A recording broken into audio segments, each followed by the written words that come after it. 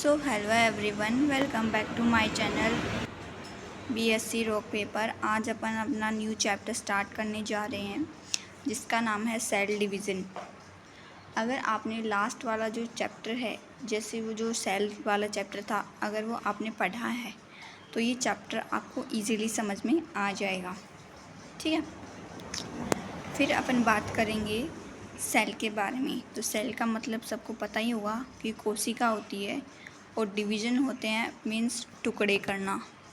Means कि किसी एक चीज़ का 2 पार्ट्स में, 3 पार्ट्स में, 10, 5, 20, 100 में क्या हो जाना, डिवाइड हो जाना। उस चीज़ को अपन क्या बोलते हैं, डिवीज़न। ठीक है, तो सेल डिवीज़न अगर मैं बात करूँ तो क्या होता है कि एक सिंगल सेल से बहुत सारी सेल्स का फॉर्मेशन होना। एक सिंगल सेल से बहुत सारी सेल्स का फॉर्मेशन होना क्या कहलाता है, सेल डिवीज़न। ठीक है, जैसे ये हमारी कोई सेल है, ठीक है, और आगे जाके ये जो सेल है ये क्या करेगी, 2 नई सेल्स का फॉर्मेशन करेगी। जब ये 2 नई सेल्स का फॉर्मेशन करेगी तो उसको अपन बोलते हैं डॉटर सेल। और जिसने इसको बनाया है, जन्म दिया है, उसे अपन कहेंगे पेरेंट सेल, माता पिता, और ये हैं इनके डॉटर सेल्स। तो ये इस तरीके का अगर डिवीज़न हो रहा है तो उसको अपन क्या कहेंगे, सेल डिवीज़न। अब बात आती है कि सबसे पहले जो सेल डिवीज़न है वो किसने देखा, तो रुडोल्फ वर्चो एक साइंटिस्ट थे, उन्होंने देखा था 1855 के अंदर। ठीक है, साथ में रुडोल्फ वर्चो ने क्या किया था, ओमनिस सेलुला ई सेलुला के बारे में बताया था। ये जो नाम है आपको ज़रूर से ज़रूर याद करना है, ये लैटिन भाषा का शब्द है और इन्होंने जो है इस वर्ड को बताया था, ओमनिस सेलुला ई सेलुला। मीन्स एक जो सेल है वो पहले से ही एग्जिस्ट कर रही सेल से ही बनती है। फिर है बात आती है कि आखिर जो सेल डिवीज़न है वो आखिर होता क्यों है, तो वो कई वजह से होता है सेल डिवीज़न।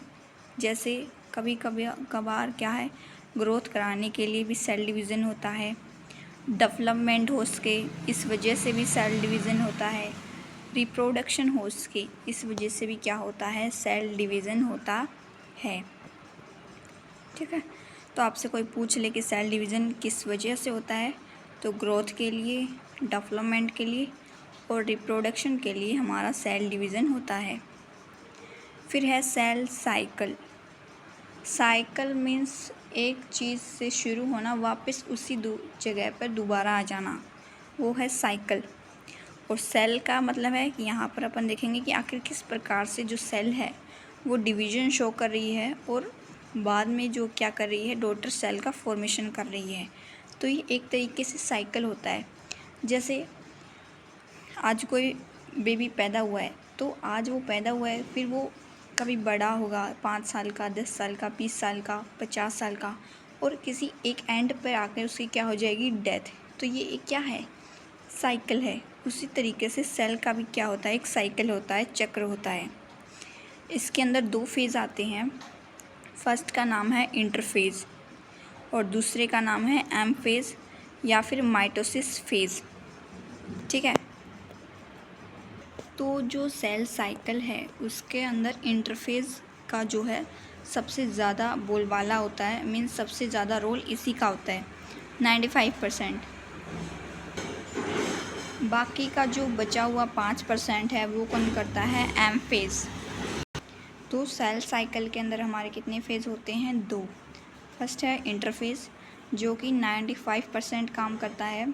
ठीक है, हिस्सेदारी उसकी 95% होती है। जबकि जो एम फेज़ है, माइटोसिस फेज़, उसकी हिस्सेदारी कितनी होती है, 5%। ठीक है, फिर बात आती है आखिर जो सेल साइकिल है उसको डिस्कवर किसने किया था, तो हैवेड और पेल एक साइंटिस्ट थे, 1953 के अंदर ही इन्होंने क्या किया था, डिस्कवर किया था। अब इंटरफेस की अगर मैं बात करूं तो इंटरफेस का मैंने आपको बताया कि ह्यूमंस के अंदर कितना रोल अदा करता है, 95% हिस्सेदारी होती है, मीन्स काम वो करता है ये। साथ में जो है इस सिचुएशन के अंदर हमें जो है वो क्रोमोसोम दिखाई नहीं देते, और इस फेज़ को क्या कहते हैं, रेस्टिंग फेज़ कहते हैं। रेस्टिंग फेज़ मीन्स सेल उस टाइम पे मीन्स कोई काम कर नहीं रही होती स्टार्टिंग पॉइंट पे, ठीक है, बाद में काम करती है लेकिन पहले नहीं करती। फिर है सेल थ्योरी, किसने दी थी, तो दो साइंटिस्ट थे, शिल्डन और स्वान, ठीक है, दोनों साइंटिस्ट थे, एक जूलॉजिस्ट थे और एक बॉटनिस्ट थे। फिर है 1838 से लेकर 1839 तक इन्होंने क्या किया था, बताया था। अब है इंटरफेस को ही आगे जाके डिवाइड किया गया 3 पार्ट्स के अंदर। फर्स्ट है G1 फेज़, S फेज़ और G2 फेज़। कहने की बात यह है कि इंटरफेस के अंदर 3 पार्ट्स होते हैं, 3 भागों में डिवाइड किया गया है। फर्स्ट है G1 फेज़, S फेज़ और G2 फेज़, ठीक है।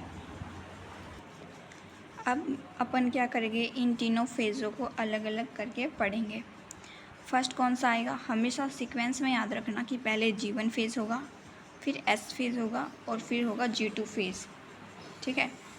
G1 फेज़ की अगर मैं बात करूँ तो इसके अंदर प्रोटीन और न्यूक्लिक एसिड का क्या होता है, फॉर्मेशन होता है, बनाया जाता है। सेल की जो ग्रोथ है वो इसी फेज़ के अंदर देखने को मिलेगी, और इसके अंदर फैट और कार्बोहाइड्रेट का भी फॉर्मेशन होता है। आपको सिर्फ इतना याद रखना है, G1 फेज़ के अंदर सेल की ग्रोथ होगी, प्रोटीन, कार्बोहाइड्रेट, फैट का क्या होगा, फॉर्मेशन होगा। फिर है S फेज़। S फेज़ की अगर मैं बात करूँ तो इसको सिंथेटिक फेज़ भी कहा जाता है। सिंथेटिक मीन्स बनाना, यानी कि यहाँ पर कुछ ना कुछ बनाना होगा अपने को। तो इसके अंदर क्या होता है, S फेज़ के अंदर DNA का निर्माण होता है। DNA means deoxyribose nucleic acid, ये इसकी फुल फॉर्म है, ठीक है। फिर है जो DNA है, यहाँ पर क्या हो जाता है, उसका जो नंबर है वो डबल हो जाता है, लेकिन जो क्रोमोसोम है वो कितना रहता है, सेम रहता है। मीन्स मान लो कि हमारे पास 46 क्रोमोसोम थे, तो नेक्स्ट जो जनरेशन होगी, जो नई सेल्स बनेंगी, उनके अंदर भी 46 क्रोमोसोम ही होंगे, ठीक है। ऐसा नहीं है कि वो डबल हो जाएंगे, वो जैसे थे वो वैसे ही रहेंगे, DNA डबल होगा। फिर है S फेज़ के अंदर क्या होता है, हमारा हिस्टोन प्रोटीन का फॉर्मेशन होता है, ठीक है। फिर है G2 फेज़, इंटरफेज़ का लास्ट जो फेज़ है ये है G2 फेज़, और इसके अंदर क्या होता है, इस कंडीशन के अंदर RNA और ट्यूबुलिन प्रोटीन का फॉर्मेशन होता है, ठीक है। तो G2 फेज़ के अंदर क्या होगा, RNA और ट्यूबुलिन प्रोटीन का फॉर्मेशन होगा। अब बात आती है आखिर सेल डिवीज़न के टाइप। जो हमने इंटरफेस और एम फेस के बारे में पढ़ा वो थे उसके काइंड, ठीक है। अब अपन पढ़ेंगे टाइप के बारे में।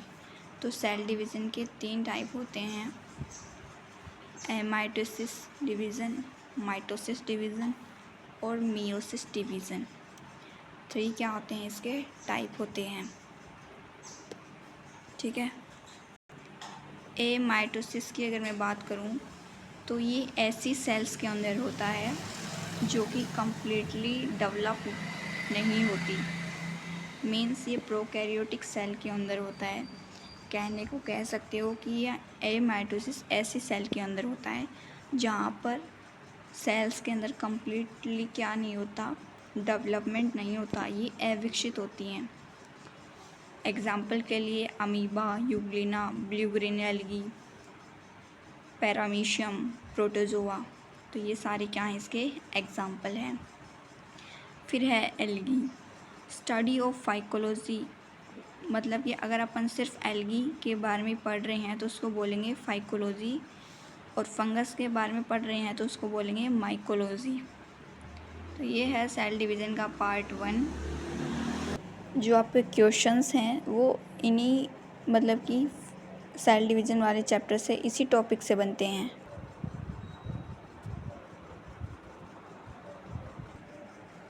आई होप आप सभी को समझ में आया होगा। Thank you. अच्छे से रिवाइज़ कीजिएगा।